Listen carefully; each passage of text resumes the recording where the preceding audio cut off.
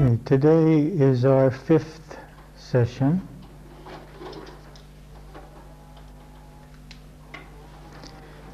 Our 5th session for the Immortality Seminar.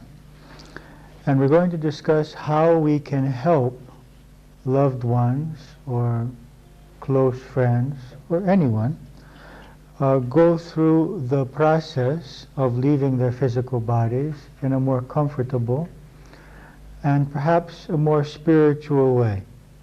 How they can use this opportunity of leaving the physical world as an opportunity for their growth process. Now, basically, we are not helping someone to die, but we're helping someone to live consciously and live fully and honestly until the moment comes for them to leave the physical body. In order, however, for us to be able to help someone, in this case, we will have to have overcome our own fears of leaving our physical body. We'll have to feel totally comfortable with the idea of our leaving, and that sense of peace and that clarity allows us to transmit that peace and that comfortable feeling to the others. Now I'd like to read to you some of the conclusions made by Elizabeth Kubler-Ross, who is a psychiatrist who was at the Chicago hospital in Chicago for many years working with cancer patients and their families. And then she left that and began teaching seminars on facing death and helping those who are close to death, and then moved on to teaching seminars about spiritual growth. Here are some of her conclusions. We live in a death-denying society. Neither the doctors, nor nurses, nor patients, nor relatives or friends are able to accept and face the fact of the mortality of the physical body. Thus, we all try to ignore this reality. As a result of her studies, she has become convinced that there is life after death, and she has openly declared in public lectures that for her it is not a matter of belief or opinion. I know beyond a shadow of a doubt. She has also spoken in public about believing now in reincarnation. Now, some of her conclusions. Everyone knows the time of his or her death, at least subconsciously. Thus, it is seldom useful to hold this information from a dying patient, because subconsciously we know. We are usually not able to hear or accept it when someone very emotionally close to us is trying to tell us that he or she feels that death is close.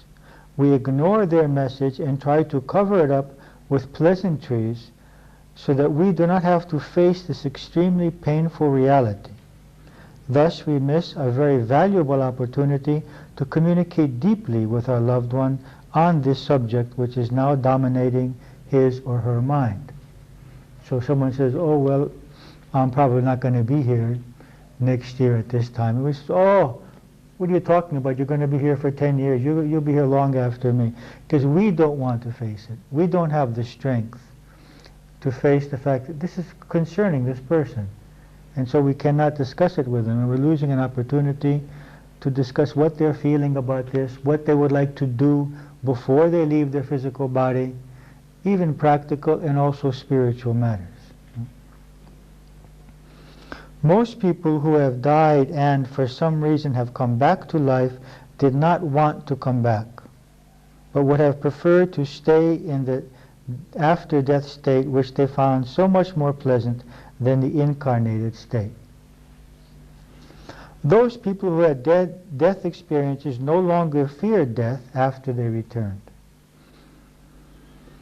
Everyone who dies is met by a loved one who has proceeded before him into the life beyond. This loved one comes to guide and help the departed one through the transition into the out-of-body reality. Dying does not have to be a lonely, isolated experience, but can be deeply shared with others who are mature and conscious enough to be able to share such a wonderful experience as the liberation of an immortal spirit from its physical confinement.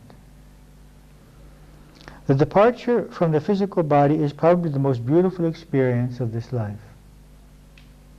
There are unseen, loving spirit guides within 2 feet of us at all times, so we never need to feel alone or without help or support. In the next dimension, after death, there are different concepts of space and time. After death, no one judges us, but we judge ourselves. And in her vast study of hundreds, perhaps thousands of dying patients who had to face the value of their lives before dying, Kubler-Ross found 2 purposes for living to be predominant. First of all, to be of service to others and not to live our lives satisfying only our own needs. And secondly, to learn to express love in all situations. And lastly, she says, helping patients does not mean we help them to die, but that we help them to live until they die. People who have learned to live are not afraid to die.